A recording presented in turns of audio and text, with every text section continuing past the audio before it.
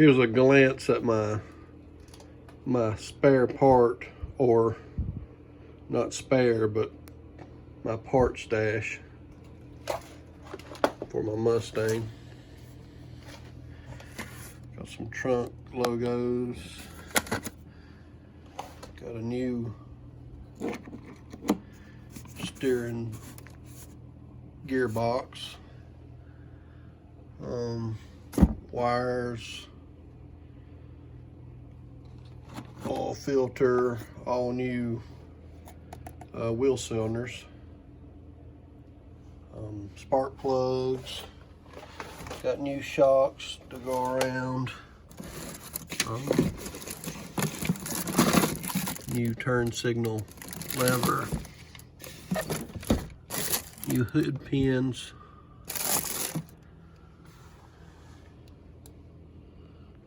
Down here at the bottom, even got an air filter,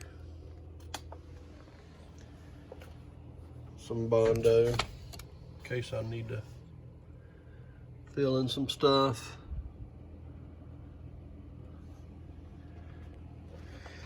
Nice little stash.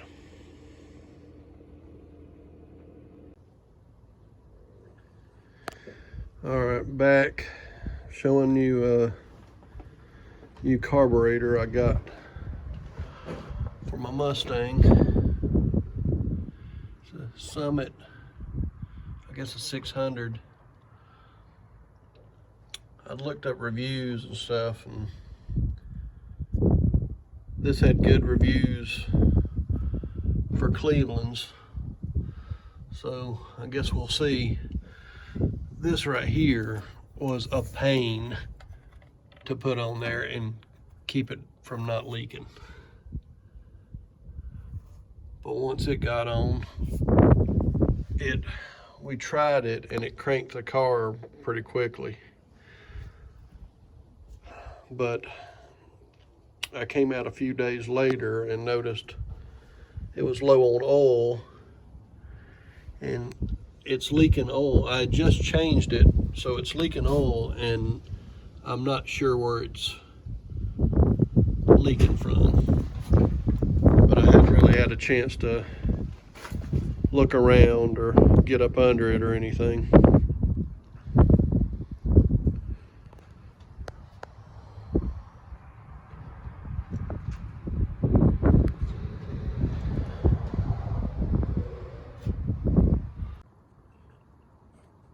I said in the previous video that the front wheel was locked up. Actually, right back there, you can see where the oil leaked out. But going back to the wheel, I've sprayed a bunch of stuff behind it, and I'm trying to break it loose. I've even loosened the brakes in there, but I still can't get it. It's seized up pretty bad. So if anybody's got any idea best way to get it off, you can leave it in the comments below. I would greatly appreciate it. But once I get it loose, I'm going to go replace the wheel cylinder and the brakes, and then do the other three and get the brakes going first on this thing.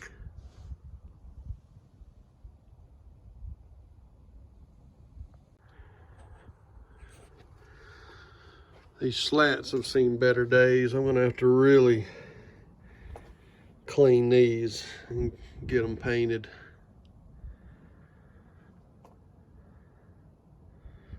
Got green moss looking stuff on it.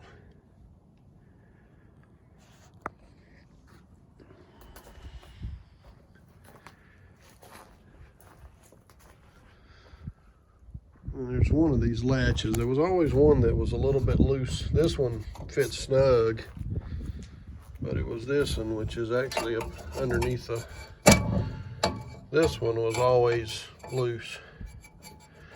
And I don't know if it's just the way the slats are warped or what, but I want to try to figure that out as well.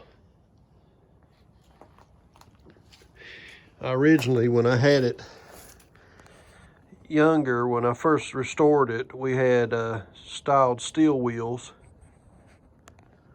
I bought a set of Welds, but the styled steel wheels my father had put on there when he was younger, he actually had the rear ones spaced out so they would be wider.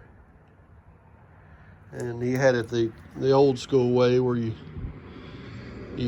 pump up the air shocks with the wide tires. I mean, it was cool, but I always like these Welds. I don't know if this is what I'm gonna stick with. I kind of want to put some Magnum 500s on it after I get it painted and everything, but we'll see. These wheels are, once they clean up, they're in pretty good shape.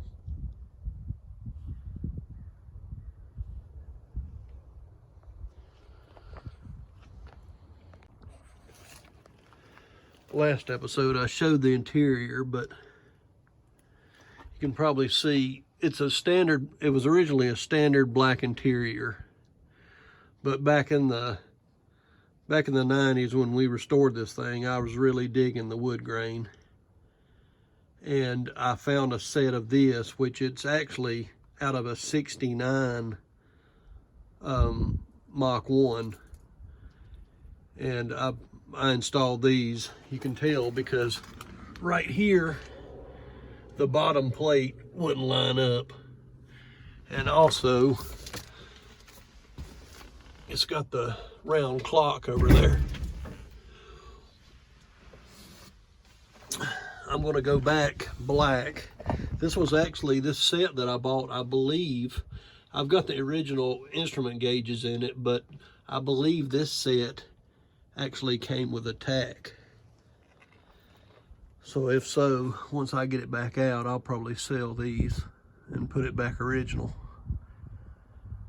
But yeah, it's basically standard interior.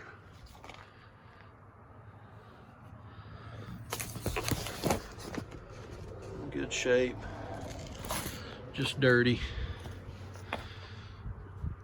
Gotta clean up these panels real bad. Nice little mold there.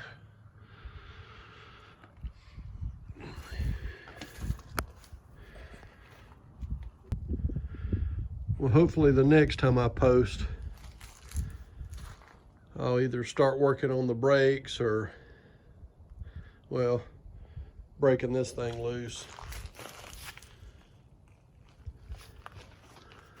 But I'll keep posting videos each time I do something to it.